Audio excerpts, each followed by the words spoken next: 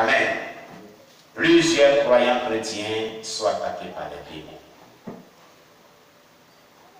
Mais le ministère de Jésus-Christ, à l'égard de ceux qui étaient attaqués par les démons, est très important, ce thème. Il est très important de le comprendre dans ce chapitre 3. Nous allons l'introduire. Amen. Le Seigneur exerça les ministères suivants lorsqu'il était ici sur terre. Premièrement, un ministère de salut. Il est le sauveur. Il fut dit de lui, tu lui donneras le nom de Jésus, celui qui sauvera son peuple de ses péchés. Matthieu 1, verset 21. Le ministère de salut du Seigneur se poursuit par son esprit et par son corps, qui est l'Église. Donc, tout le corps de Christ, par le Saint-Esprit, annonce l'évangile du salut. Gagne les âmes à Jésus-Christ, les apporte dans le Seigneur pour le salut de leur âme. Amen. 2. Un ministère de baptême dans le Saint-Esprit. Il a exercé ce ministère. Il est celui qui baptise dans le Saint-Esprit. Jean-Baptiste a dit, moi je vous baptise d'eau pour vous amener à la repentance. Mais celui qui vient après moi est plus puissant que moi. Et je ne suis pas digne de porter ses souliers. Lui, il vous baptisera du Saint-Esprit et de feu. Matthieu 3, verset 11. Le Seigneur continue de nos jours à baptiser dans le Saint-Esprit ses enfants, soit directement, soit par l'imposition des mains des membres du corps de Christ ou de l'Église. 3. Il a exercé un ministère d'enseignement. Il est le maître suprême. La Bible dit, puis, ayant ouvert la bouche, il enseigna et dit, dans Matthieu 5, verset 1 à 2, Jésus se mit de nouveau à enseigner au bord de la mer. Marc 4, verset 1. Le Seigneur continue. Dans le de Luc, je crois, la Bible dit qu'il enseignait tous les jours dans l'église. Tous les jours dans le temple, il enseignait. Le Seigneur continue de nos jours son ministère d'enseignement à travers son esprit, c'est-à-dire le Saint-Esprit, et le corps qui est l'église. L'église doit enseigner la parole de Dieu. Et doit aimer l'enseignement de la parole du Seigneur. 4. Un ministère de guérison. Il a exercé un ministère puissant de guérison. Il est celui qui guérit. Car comme il guérissait beaucoup de gens, tous ceux qui avaient des maladies se jetaient sur lui pour le toucher. Selon Marc chapitre 3, verset 10. Et il poursuit de nos jours son ministère de guérison à travers son esprit et son corps.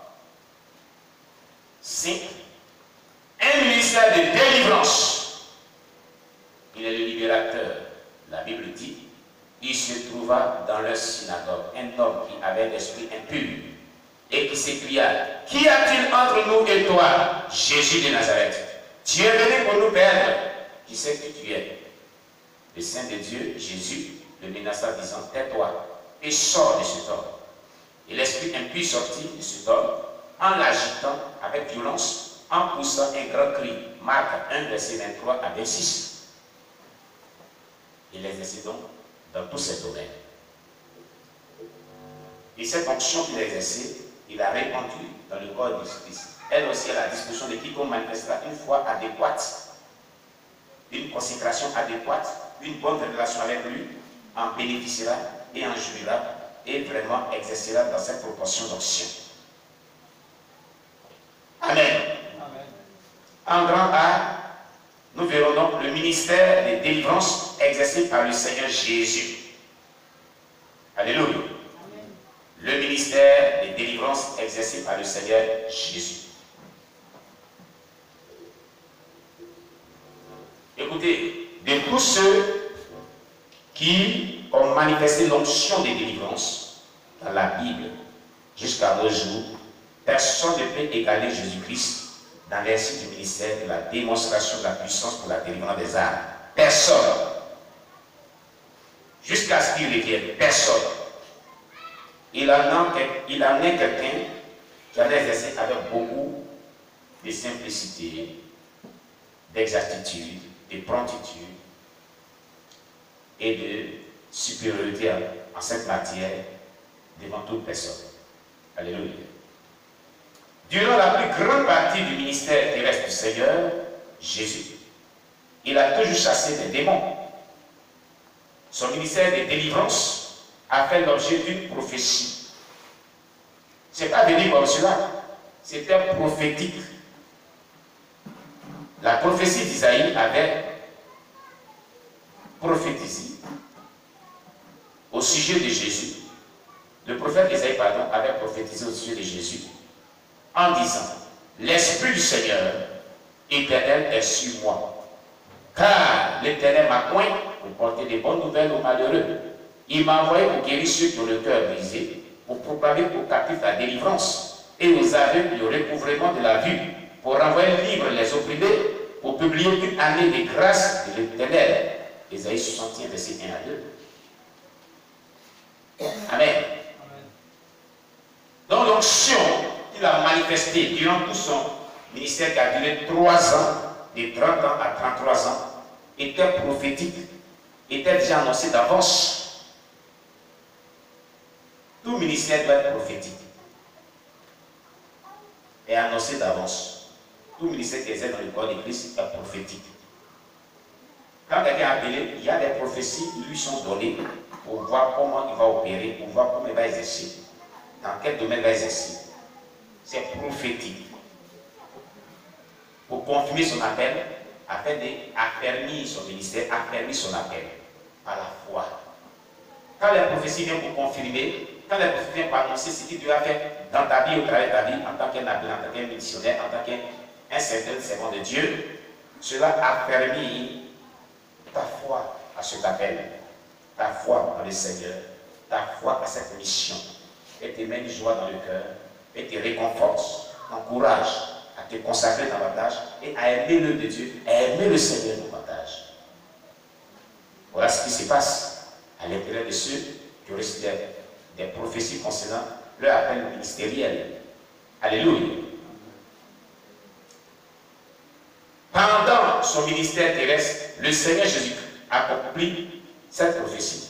Un jour, alors qu'il était dans la synagogue de Nazareth, il ouvrit la parole de Dieu et lut ceci: l'Esprit du Seigneur est sur moi parce qu'il m'a oint pour annoncer une bonne nouvelle aux pauvres. Il m'a envoyé pour guérir ceux qui ont le cœur brisé, pour proclamer aux captifs la délivrance et aux aveugles le recouvrement de la vie, pour renvoyer libres les opprimés, pour publier une année de grâce du Seigneur. Luc 4, verset 18 à 19.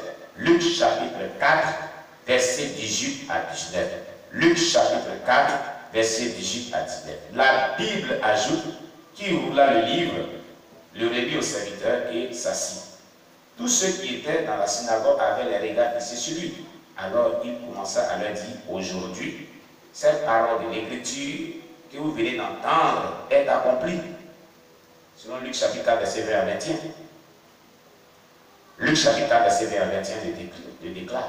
Jésus, après avoir lu ce passage d'Ésaïe, les gens avaient les regards fixés sur lui, comme ils avaient l'habitude de regarder les Lévites, mais les sacrificateurs qui prêchaient la parole de Dieu. Il a dit: mes chers amis, cette parole prophétique d'Ésaïe, elle est accomplie aujourd'hui. Alors quelqu'un s'est levé et dit: mais la parole s'est accomplie. Comment elle s'est accomplie? Mais le Messie n'est pas encore venu. Et il dit: c'est moi. Elle est accomplie en moi. C'est un scandale pour eux.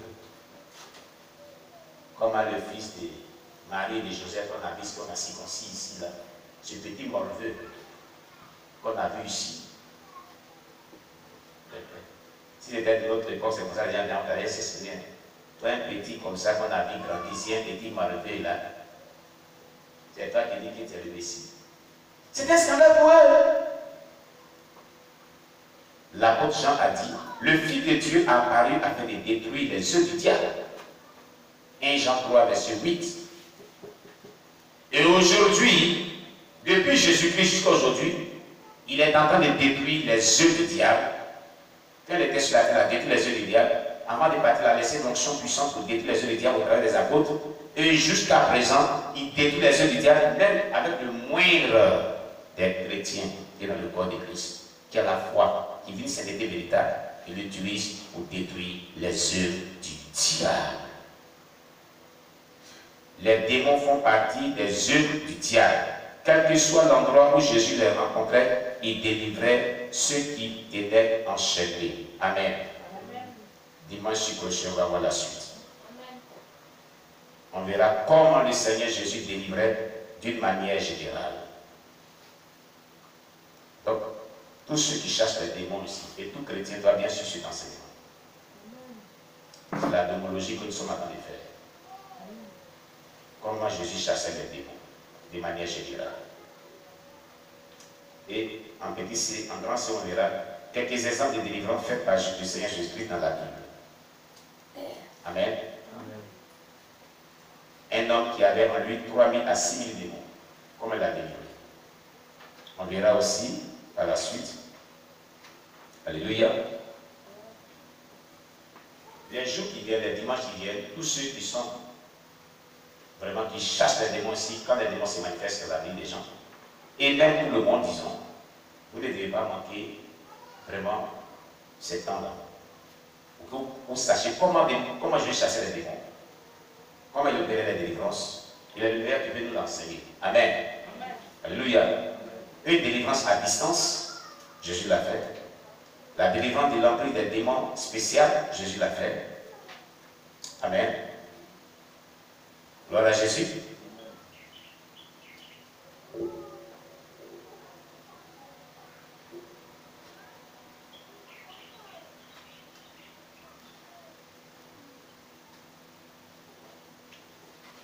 Et grandir le ministère de Jésus et les maladies d'origine démoniaque. Il y a des maladies d'origine naturelle et il y a des maladies d'origine démoniaque. Amen. Comment Jésus guérissait et chassait les démons qui étaient vraiment à l'origine de certaines maladies dans le corps des gens. On va voir cela.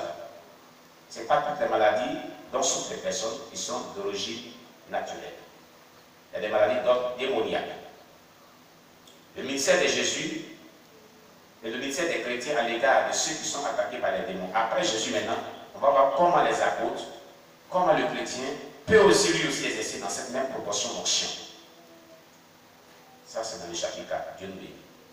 Amen. On acclame le Seigneur Jésus. Gloire à Jésus. Alléluia. Alors ce soir, ce midi, avant de terminer par la prière, tu vas venir nous dire ce que tu as compris, ce que tu as retenu, et bien de tout ce qu'on a entendu aujourd'hui. Qu'est-ce qui t'a marqué? Qu'est-ce que tu as compris? Voilà, tu vas venir nous parler de cela. Amen. Voilà. Qui a compris quelque chose? Que retiens-tu dans ce culte de ce jour? Dans ce culte de ce jour, qu'est-ce qui t'a marqué? Qu'est-ce que tu as compris? Tu quittes ici, tu vas à la maison, dis, on a parlé de quoi aujourd'hui? Comment tu vas répondre à la personne? Qu'est-ce que tu vas dire à la personne? Alléluia! Voilà. Sur quoi Dieu a-t-il attiré ton attention? Dans ces 3 messages que tu as reçus aujourd'hui, qu'est-ce qui t'a marqué? Qu'est-ce que tu as compris? Dieu vous bénisse. Oui, personne. J'ai prêché dans le désert aujourd'hui.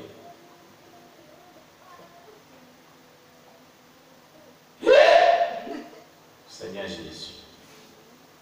Il n'y a pas qu'il a compris quelque chose. C'est pas possible. Bon, d'accord. Donc, on va passer à autre chose. On va recommencer tout le but là. Vous comprenez? On recommence tout le but. Parce qu'il faut que vous compreniez quelque chose. Qui a compris quelque chose?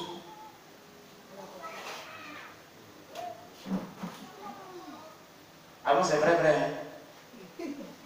Oui, la sœur Marie de Magdala vient sauver l'honneur, toi, au moins, on n'a pas Jésus-Christ.